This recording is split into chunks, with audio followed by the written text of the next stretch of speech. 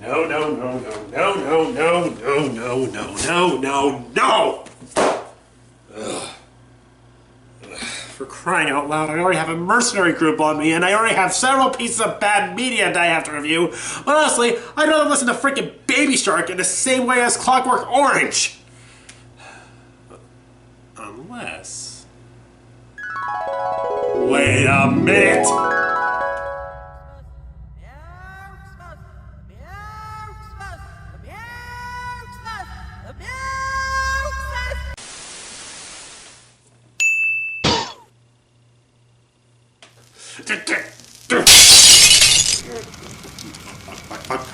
Fire!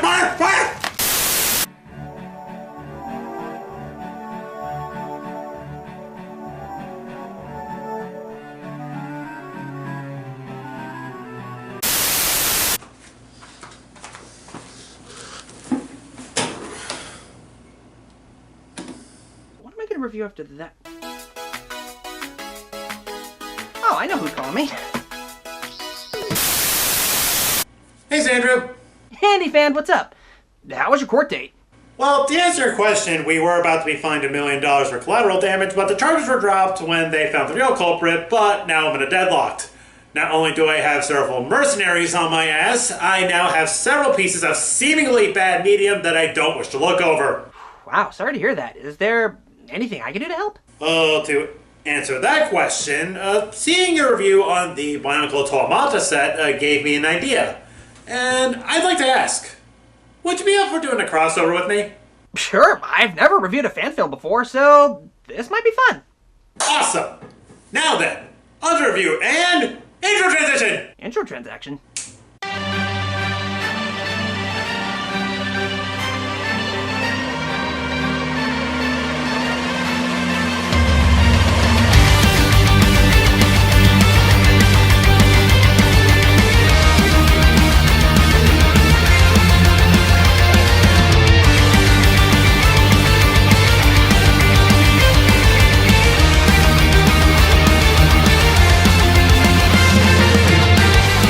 If I could ride the sky, I'd leave it all behind.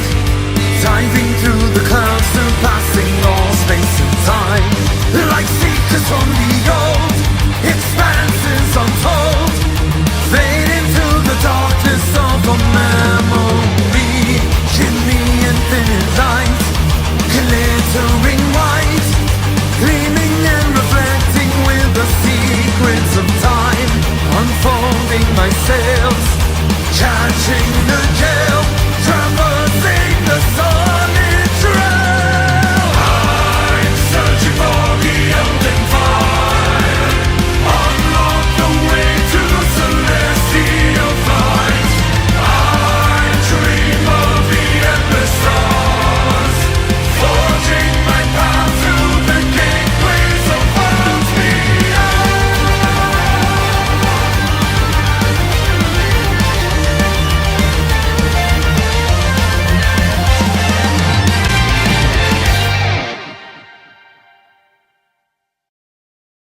Welcome to the first ever crossover review of Fandemic, where we thoroughly analyze various types of independent or fan-made media. I'm your host, Indie Fan. And hello, everybody! I'm Xandrew. Jeez, you're loud. Sorry about that. So, Indy, what are we reviewing? Well, Xandrew, I'm glad you asked, but first, let's talk about a little Danish toy company known as Lego. Lego's Danish? What'd you think it was? I thought it was made in America. But now I know. It was the late 90s. Lego was in a massive amount of financial debt, and it seems like the once mighty toy giant was going to last fall. A leading factor to Lego's limbo was Pokemon, as it spread like wildfire across the globe. Lego needed a miracle. They needed an idea that would get them back on their feet and save them from the jaws of bankruptcy. And that miracle was lightning in a bottle, as the toy line would not only go on for a decade, but would change how Lego did business forever.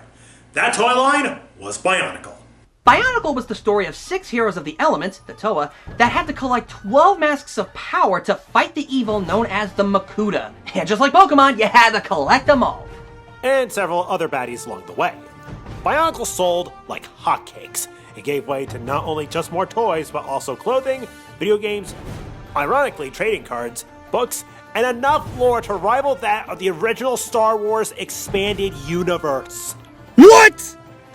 Wait, what? Wait, what? You have gotta be kidding me. There's no fucking way Bionicle has as much lore as Star Wars. It died before Star Wars even went to Disney. Like, what? And why do I have a beard? Also, I think I left my wallet back on Jupiter, so I'll be back. Oh, please, how could the lore of Star Wars be compatible with a brand that's based on a bunch of plastic building toys? I mean, it's ridiculous. Daddy, did you take out the trash yet? Oh my gosh, is he gonna be okay? Oh, relax. They don't call him Jack the Lego Maniac for nothing. Oh, okay. Wait, what? Anywho, at the original story's end, it was replaced by its not-so-popular successor, Hero Factory, to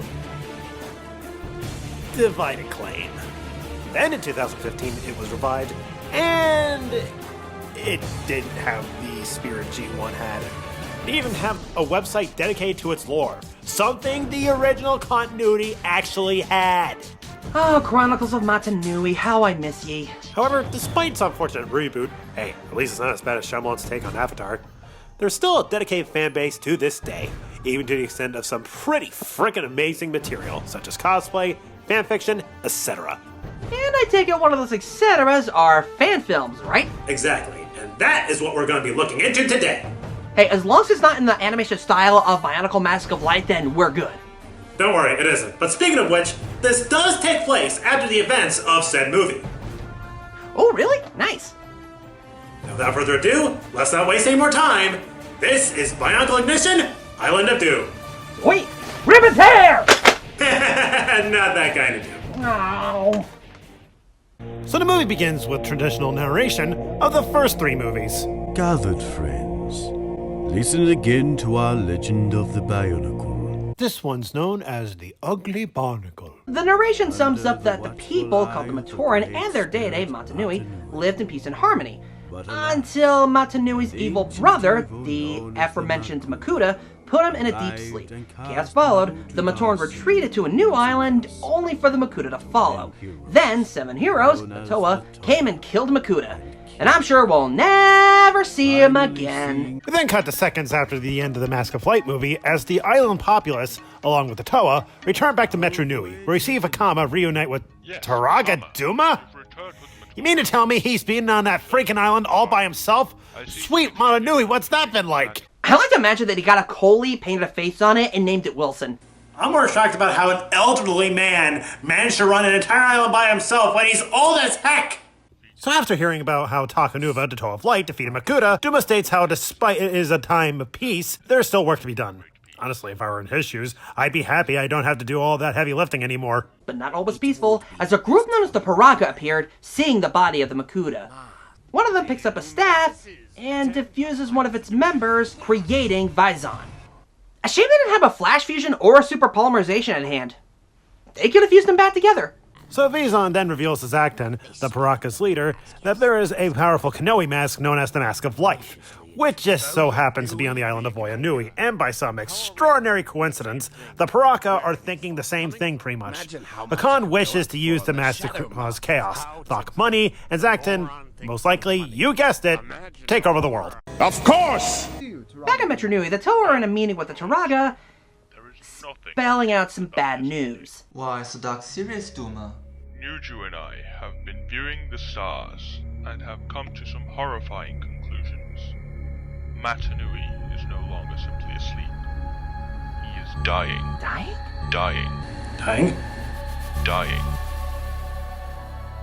Dying? Dying. Dying? Dying. Spread the news! Matanui is dying! Matanui's dying! Ah!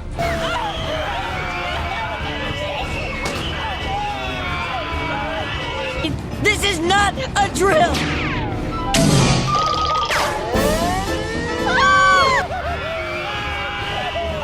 I've never written a movie!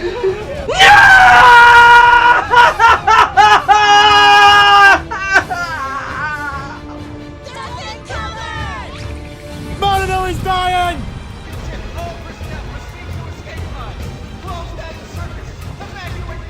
Help me, Mommy! Help me! I want my blankie! I want my blankie! I don't know what to do! I can't make decisions! I'm a president!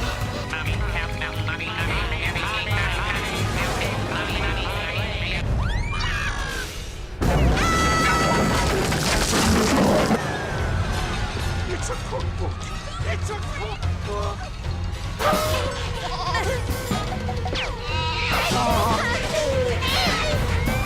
Have mercy on our miserable souls!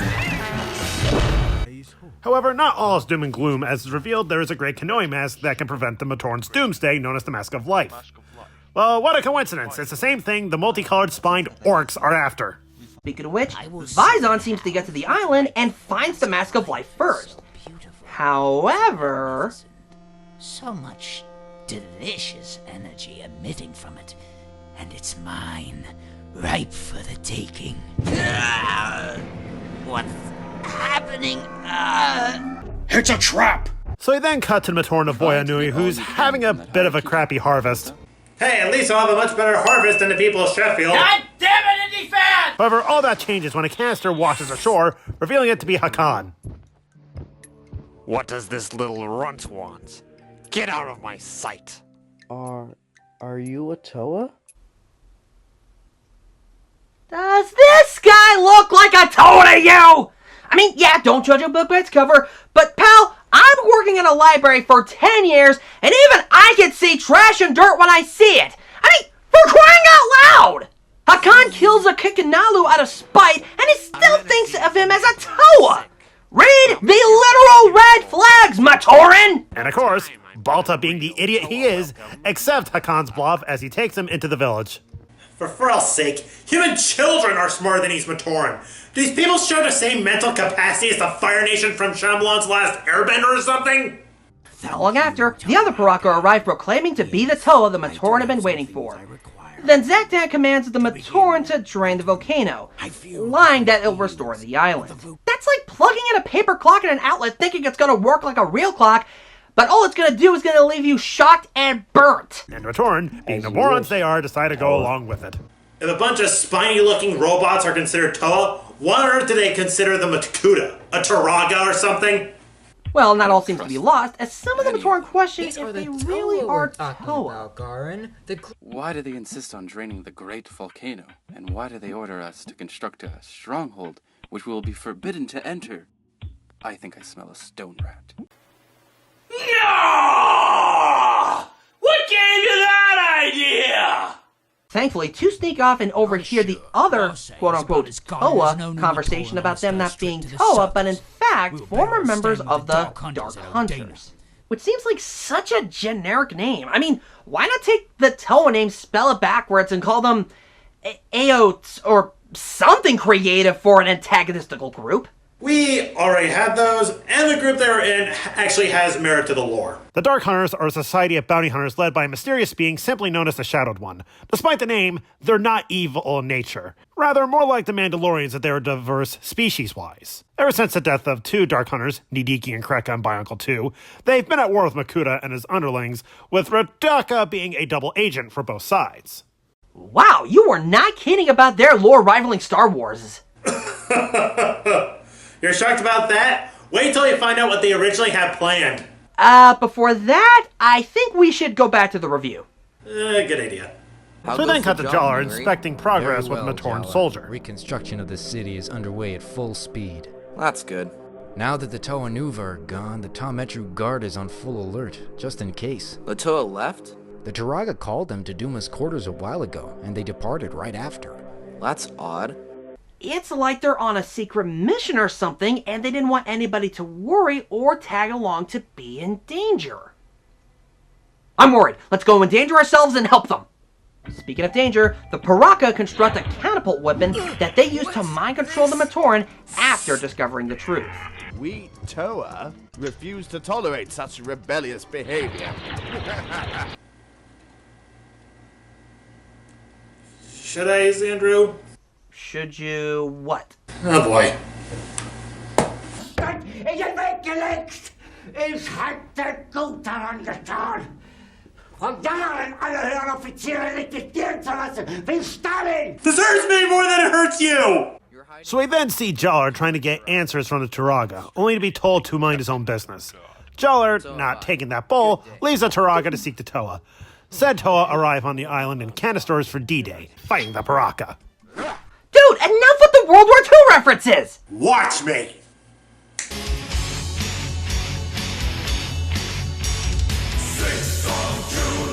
Okay, you get a pass for this one.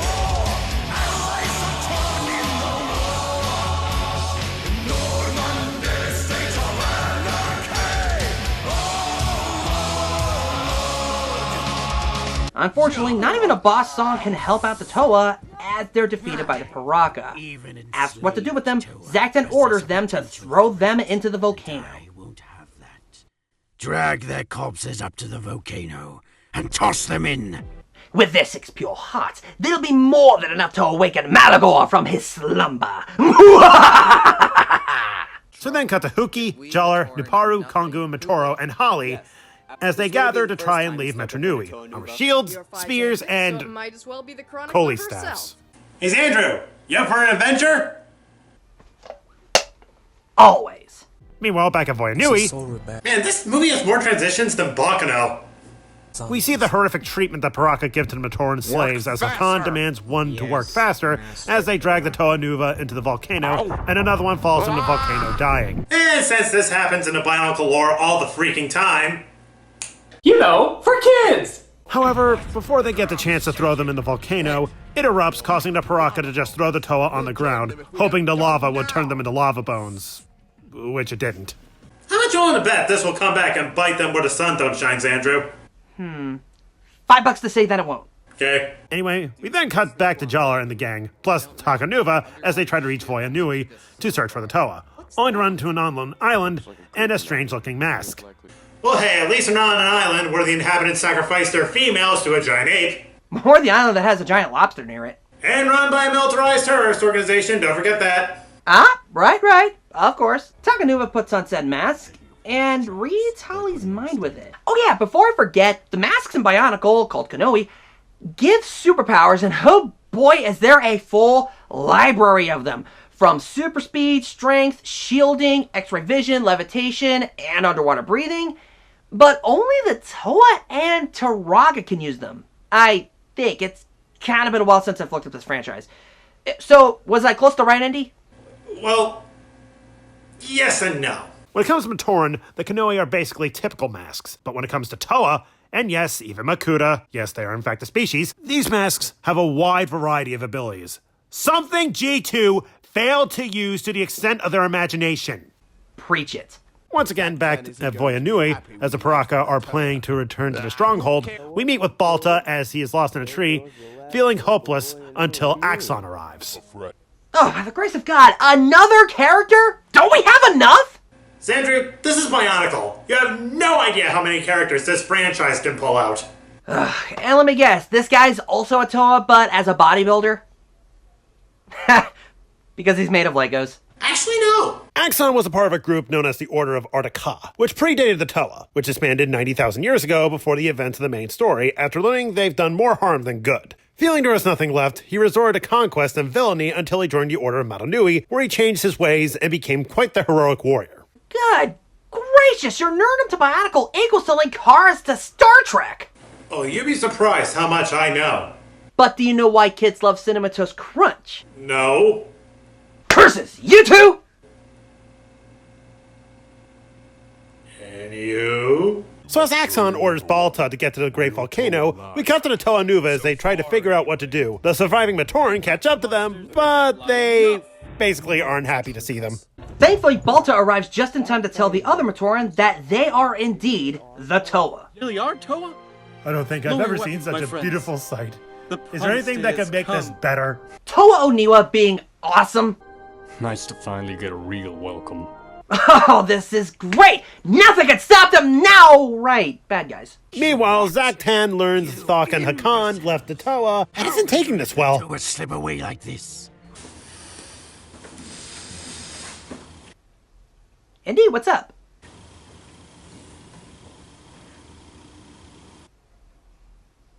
Dude, you're starting to scare me here. What is it? Because your men are more incompetent than fascist Italy?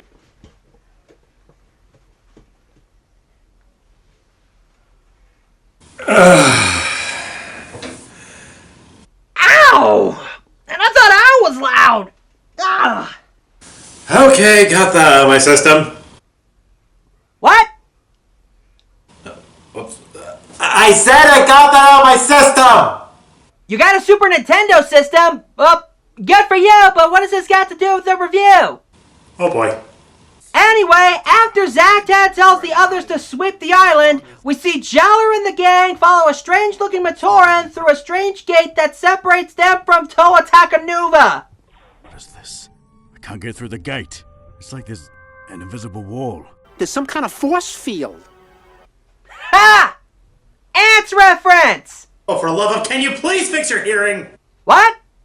I said, can you please fix your hearing? What?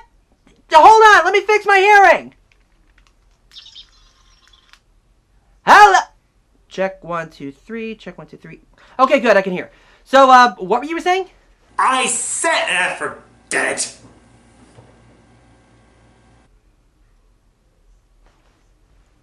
Back with the Paraka, Hakan follows Zaktan into the chamber with a green tube in it, but is speaking with a new character on the scene, Brutaka.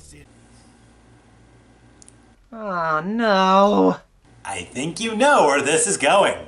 Brutaka was a lieutenant of the Brotherhood of Makuta, but after becoming dissatisfied with the lifestyle, he was recruited into the Order of Motunui. Brutaka's intellect was useful to the Order, although he was a bit of a jerk as he teleported a literal Tatarak to Metru Nui for his own amusement. He had a strong friendship with Axon. In fact, both of them were assigned to Voya Nui to protect the Mask of Life itself. Eventually, upon having doubts and feeling abandoned by Motunui himself, he turned on the Order and joined the bad guys. Are we done with the new characters yet? Because I swear if we get another character, I will go back going deaf! I'm not telling you. So the 6 Matoran minus Takanuva run to a strange-looking Matoran, which leads them into the being known as Karzani. New character! Dang it! Ugh. Okay, so who is this guy? Another member of the Order of Motunui? No. The Brotherhood? No. The Dark Hunters? Nope. Order of Artaka? More nope. Then who the heck is this guy? I'm glad you asked. That is Karzani, the insane being of the Bionicle universe ruling over his home island of the same name. He was created alongside Artaka by the Great Beings 100,000 years ago. They basically fought over the Mask of Creation, which Karzani lost. While his brother made a haven for good Matoran, Karzani made a hellhole for bad ones. However, he practically sucked at repairing Matoran, in fact, making them weaker than usual. As compensation, he equipped them with weapons and moved them to the southern continent to ensure his mistakes will not be discovered. So he's basically the Matoran's boogeyman? Aside from him actually existing and being more unstable than my former mentor, pretty much. Then why didn't you just say that? Also, former mentor? I'd rather not talk about it. Oh. Okay. Karzani commands Jala's group to take off their masks or else. That else being showing their living nightmares of what-ifs in their lives. Sadly, they give up their masks for new ones made by their new master. As he sends them off, he talks to Hali about the outside world. Meanwhile, back at Voya Nui, Brutaka has Hakan by Bladehold. However, he manages to persuade him to join his cause, promising him an entire vat of Zamor spears. What could possibly go wrong? More wrong than we thought, as Paraka's Thok and Avak on patrol for the Toa figure out a key detail about the island they finally realized. The forest they're in has life as the rest of the island is pretty much dead, putting 2 and 2 together that the Mask of Life is there, and ready to kill Zaktan for being a traitor. I'll give them this. They suck as henchmen, but are great at backstabbing. Starscream wished he was them. Meanwhile, back at Self-Named Island, Karzani is learning more from the chronicler Holly. As Karzani tells her his story, he basically tells her the story I previously stated, and Holly is naturally disturbed by this. The remaining 5 Matoran realize the twisted history behind Self-Named Island and naturally want to leave. Meanwhile, back at Voyanui, Zaktan is not doing so well either as he is captured by his own underlings, Thok and Avak. Hey, that rhymes! The bad times keep coming as Hakan returns with Brutaka to betray the other Paraka. So where did a giant like you come from? I'll give you 3 guesses. Let's do the backstab again.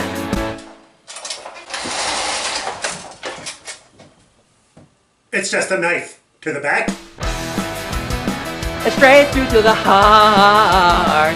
With a smile on your face. Seeing a corpse on the ground, you can't help but laugh. Laugh and laugh, laugh, laugh, laugh. Let's do the backstab again. I need help. As the backstabbing continues, Zaktan is set free, and the Toa plus Matoran arrive with masks and weapons at hand. In an earlier scene, the Toa and Matoran planned a way to get to the base to get their weapons back. However, after Zaktan makes a deal with Brutaka to work for him again, he makes short work of our heroes. Meanwhile, back with Jollar's group trying to escape, they talk to a Matoran, nicknamed Crafter. Crafter states that he has built Toa canisters. They convince him to take a look at them in hopes to escape, but they need to get to Holly. Unfortunately, Karzani finds them bringing her along, believing she's a liar, saying Matanui, Toa, and the Makuta aren't real, and only he is the only great being, because he's crazy, and is ready to destroy the canisters. However, Matoro stands up and dares Karzani to send him the worst vision imaginable, that being that Matanui's dead, and that they failed their mission. Karzani is shocked by the vision that Matanui's real, giving our heroes the chance to get in the canisters, escaping the island. Back on Voyanui, after Zaktan has dealt with Hakan, he and the other Paraka are in the forest hunting for the Mask of Life, coming to realize that only one other person might know where the mask might be. Vizon. Vizok not a fan of this. Thok and Radak, while searching for Vizon, find the canister he came in, and face against Axon, telling them that he serves the mask now. Then is taken down by a surprise attacking Brutaka. As it rains, the canisters holding Jollar's group are struck by the power of the Red Star. As they arrive on Voyanui, they emerge not as Matoran anymore, but as Toa. Toa Nika, that is. This is actually kind of cool. We get a reintroduction of our heroes in new upgraded forms that serve as a new plot twist to the story. Speaking of new, Indy, care to explain? Actually, that would be spoilers for this one. Oh, really? Okay, well, let's get back to the story then. So Vizok is then interrogating Garen, only to notice the red stars flashing and Karma coming back to bite him in the ass as the Voyanui resistance take him by surprise. Meanwhile, back with the Yanika, they're already trying to process their new organic masks, and Holly is pretty much taking it the worst. Ha! You must get that all the time. Huh? What are you talking about? I mean, how does it feel wearing that bandana on your head? You're sure it isn't carrying a blinding light? Oh, ha ha ha! Blinding light. Come on, very funny. Hold!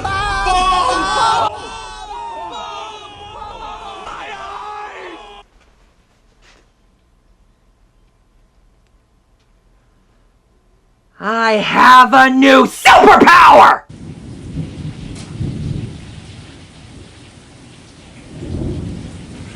Proceed. After which, the former Matoran embraces their role as the new Toa. We cut to Hakan waking up the other Paraka, writing a plan to backstab Zaktan and his Blue Hulk friend Brutaka again. These people are as reliable as stormtroopers being actual hits.